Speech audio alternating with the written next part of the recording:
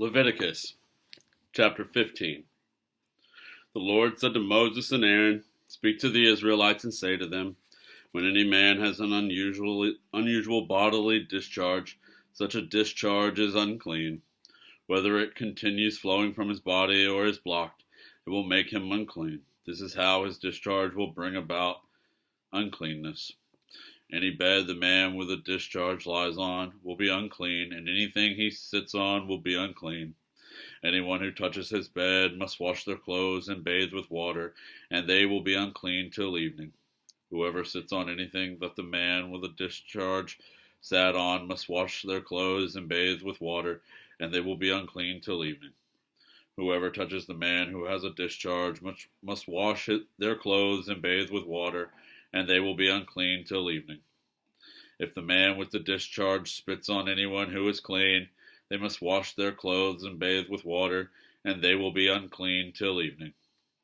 Everything the man sits on when riding will be unclean, and whoever touches any of the things that were under him will be unclean till evening.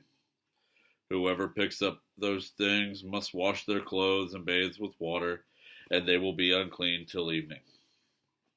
Anyone the man with a discharge touches without rinsing his hands with water must wash their clothes and bathe with water, and they will be unclean till evening. The clay pot that the man touches must be broken, and any wooden article is to be rinsed with water. When the man is cleansed from his discharge, he is to count off 7 days for his ceremonial cleansing. He must wash his clothes and bathe himself with fresh water, and he will be clean. On the 8th day he must take 2 doves or 2 young pigeons, and come before the Lord to the entrance to the tent of meeting and give them to the priest. The priest is to sacrifice them, the one for a sin offering and the other for a burnt offering. In this way he will make atonement before the Lord for the man because of his discharge. When a man has an emission of semen, he must bathe his whole body with water, and he will be unclean till evening. Any clothing or leather that has semen on it must be washed with water, and it will be unclean till evening. When a man has sexual relations with a woman and there is an emission of semen, both of them must bathe with water, and they will be unclean till evening. When a woman has a regular flow of blood, the impurity of her monthly period will last 7 days, and anyone who touches her will be unclean till evening.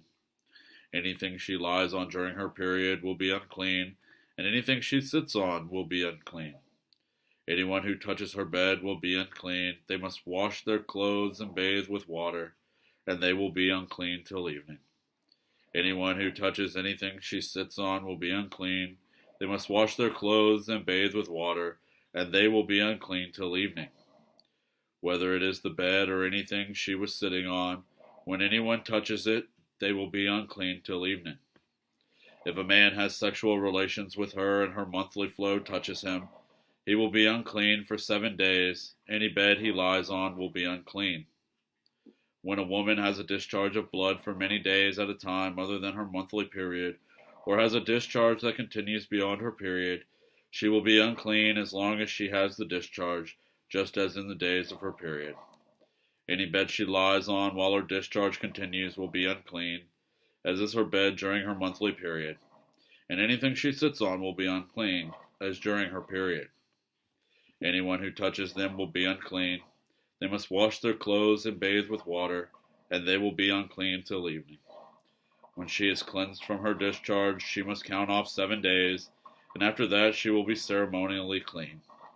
On the 8th day she must take 2 doves or 2 young pigeons, and bring them to the priest at the entrance to the tent of meeting. The priest is to sacrifice one for a sin offering and the other for a burnt offering. In this way he will make atonement for her before the Lord for the uncleanness of her discharge. You must keep the Israelites separate from things that make them unclean, so they will not die in their uncleanness for defiling my dwelling place, which is among them.